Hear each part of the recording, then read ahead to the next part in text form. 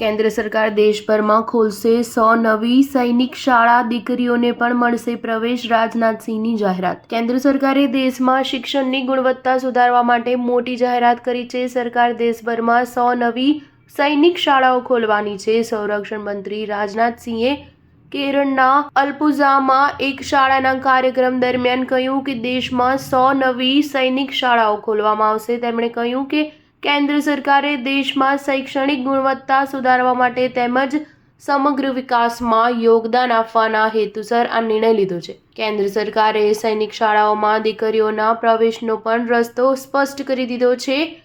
તેમણે કહ્યું કે સરકારે દેશના દૂરના ક્ષેત્રો અને વિવિધ સાંસ્કૃતિક પૃષ્ઠભૂમિના કર્મચારીઓને સામેલ કરવા માટે દેશના તમામ જિલ્લામાં સૈનિક શાળાઓ શરૂ કરવાનો નિર્ણય કર્યો છે.